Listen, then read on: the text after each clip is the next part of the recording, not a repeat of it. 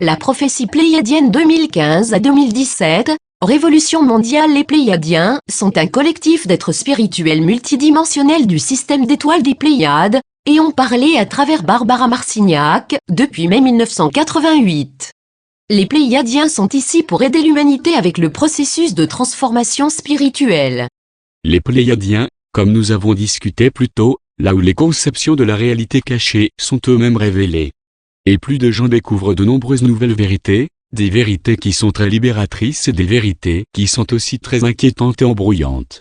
Embrouillantes parce que tous les gens sur la planète sont contre une confrontation de ce qui est vraiment réel. Et il n'est pas toujours facile à faire, un ajustement mental psychologique d'abandonner les vieilles croyances qui se sont pendant des millénaires implantées dans le mental psychologique et apprendre sur la nouvelle frontière. Pourtant, voici ce que vous êtes sur le point de découvrir, ces paradigmes fracassants. Et nous aimerions parler dans cette partie un peu plus sur la façon dont de nombreuses directions différentes ces découvertes viennent. Quels pronostics ils auront pour l'année 2015? À la mi-décembre 2014, vous allez avoir la place Uranus-Pluton. Ce que nous croyons est le numéro 6 ou quelque, puis cela va être suivi 3 mois plus tard, 3 de lune plus tard par un autre. Cela fait beaucoup d'énergie, de la confrontation et de démantèlement en un court laps de temps. Considérant que vous avez eu l'aspect réel secouant USA, qui a eu lieu en avril 2014. Donc, dans la perspective, mettre toute la politique de côté, en mettant de côté ce qui représente quoi et qui est bien et ce qui est important, mettant tout cela de côté, nous voyons que les 4 prochains mois, 5 mois à partir de maintenant à la fin avril vont secouer la monde de façon qui ne sont pas survenues avant. Parce que les pressions qui sont au-delà de prendre parti, les pressions, les forces de la nature supérieure vont contraindre l'humanité tout entière de reconsidérer tous les aspects de la vie. Et il y a beaucoup de gens qui savent beaucoup de choses, mais le temps viendra où tous ces morceaux vont commencer à être présentés dans un front unifié. L'Internet comme problématique, car il est comme un filtre et comme il est une épée à double tranchant. Elle a servi à aider à fournir diverses pièces du grand puzzle offertes dans le domaine public.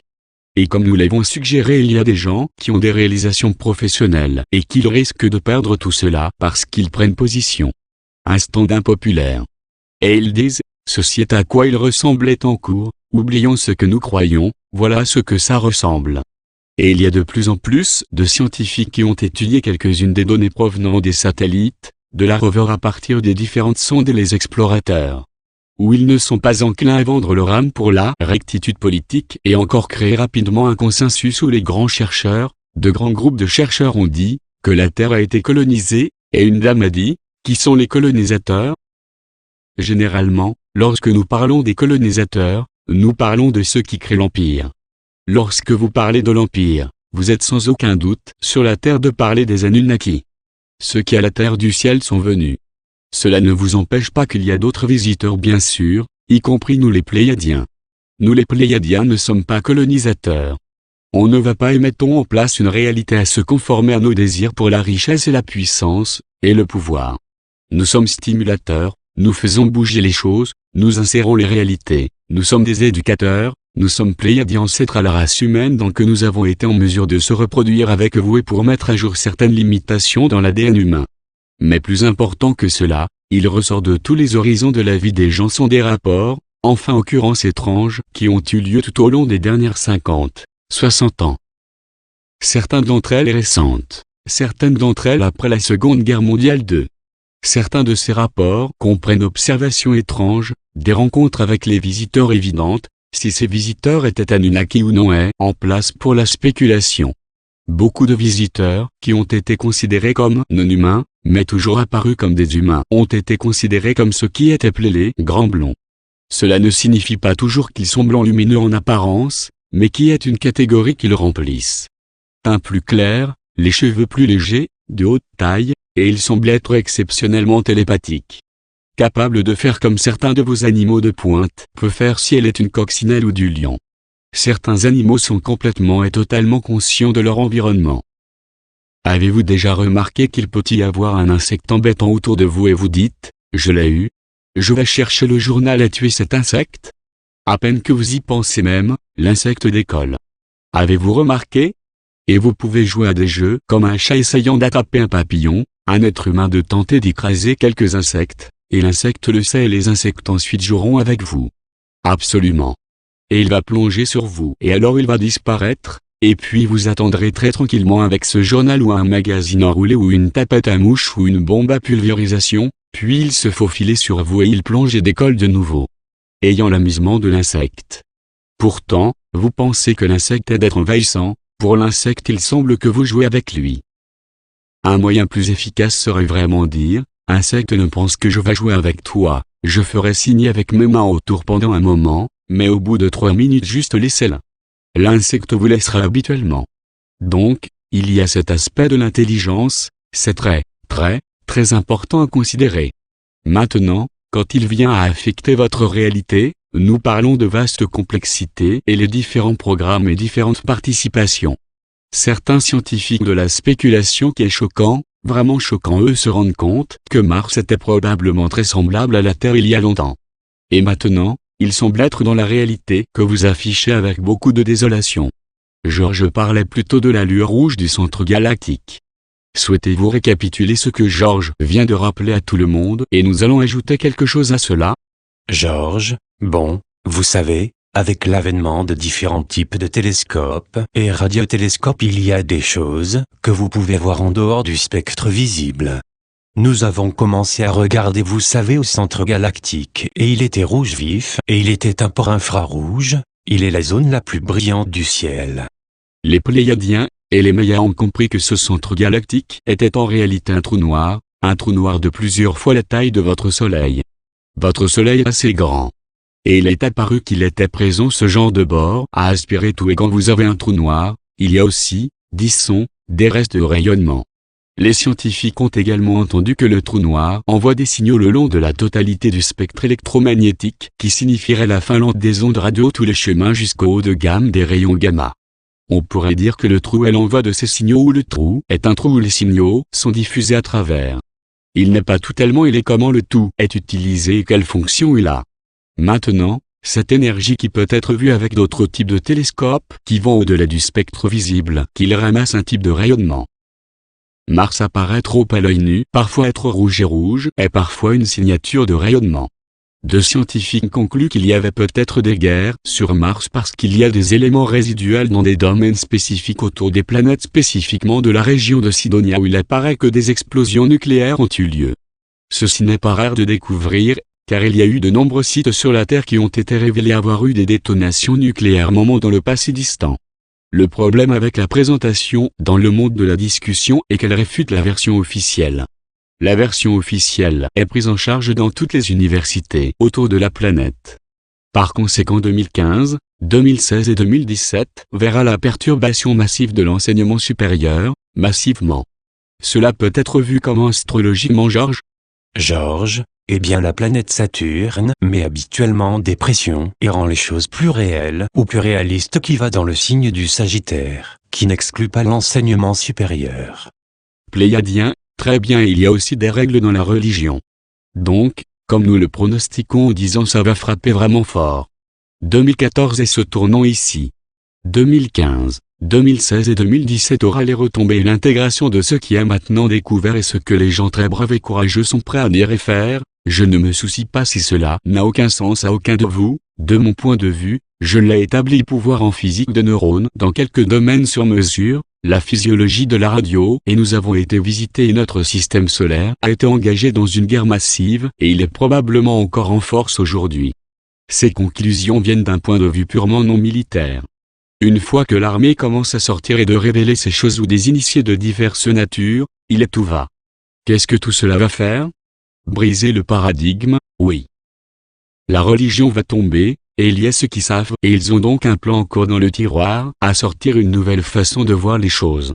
Le problème est le suivant.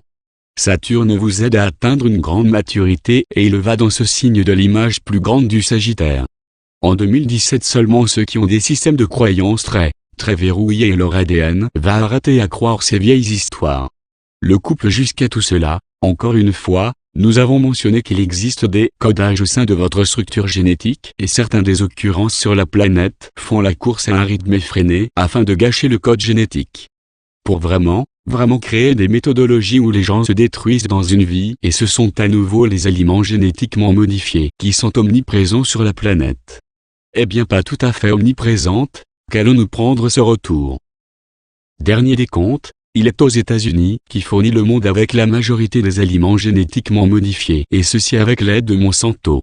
Russie, il y a des mois, M. Poutine utilisait son aide M. Medvedev pour annoncer au monde que la Russie est assez grande, assez autonome afin d'accroître sa propre nourriture, de sorte qu'il n'importerait pas des aliments, avec des organismes génétiquement modifiés spécifiquement de tout autre pays dans le monde.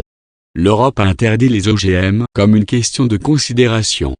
Il semble qu'il y a plus de 60 pays dans le monde qui ont interdit les OGM. Où en est-on aux États-Unis à ce sujet? Audience, le poussant. Pléiadiens, poussez exactement. Et où est les États-Unis sur cela? Nous vous battons sur cette question de l'étiquetage. Devrions-nous étiqueter? Eh bien les gens ne peuvent même pas lire les étiquettes. Donc, la question ne porte pas sur la question de l'étiquetage et d'environ permettant. Toutes les études ont montré que lorsque vous nourrissez divers animaux avec ces OGM, c'est habituellement les rats qui se portent volontaires à un certain niveau pour ces expériences. C'est leur karma pour ainsi dire, ils sont curieux, ils aiment à entrer dans les substances toxiques. Si vous pensez cela historiquement, où les rats traînent-ils? Néanmoins, ils sont un noble royaume, mais ils sont généralement la source de l'expérimentation et ils attrapent des maladies très rapidement, elles développent des tumeurs et ils trouvent que, dans la troisième génération, vous nourrissez avec des OGM dans la première génération, dans la troisième génération devinez quoi? Ils ne peuvent pas se reproduire, ils sont stériles.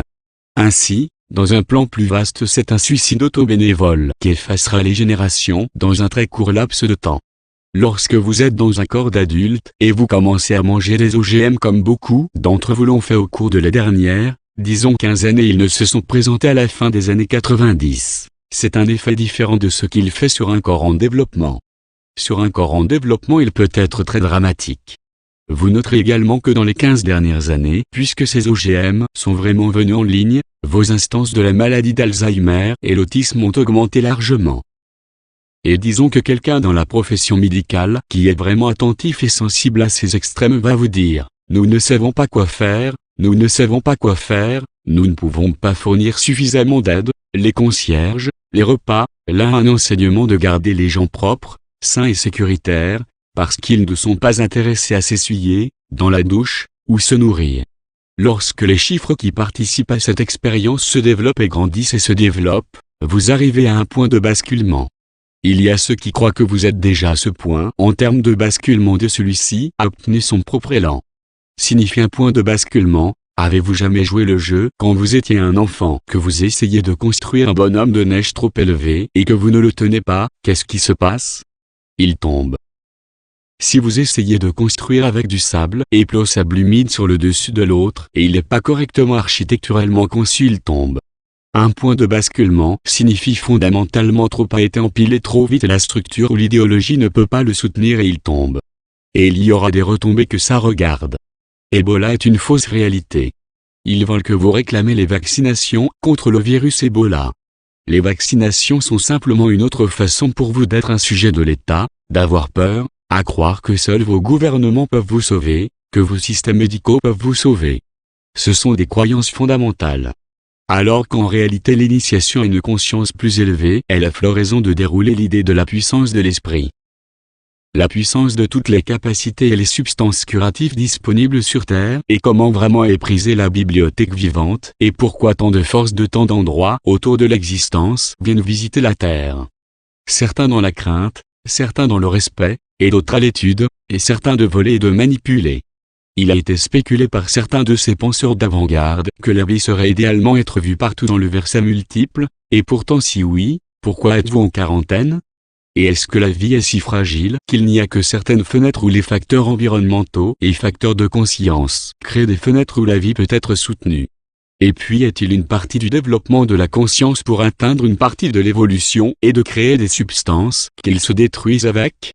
Voilà une jolie image d'esprit en expansion. Ce sont des choses à penser, car ils pointent tous à une découverte éminente que vous êtes vraiment, vraiment sur le point de l'évolution des choses de façon que vous ne pouvez pas imaginer.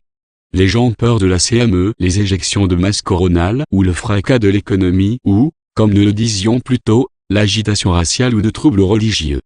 Mais ce sont les idées plus vastes qui ont tendance à menacer la société plus que toute autre chose.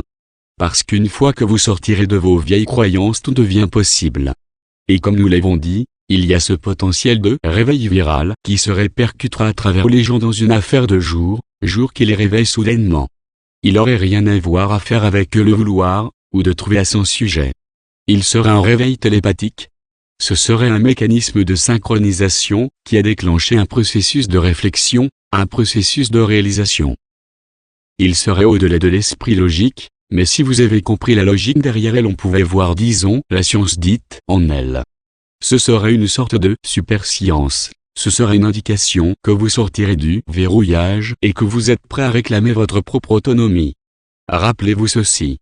Tout simplement parce que des groupes de personnes réveillent ne signifie pas qu'ils vont tous se réveiller avec les mêmes idées. Mais un réveil, un grand réveil et grande confrontation sur les vérités cachées va être un thème pour l'année 2015.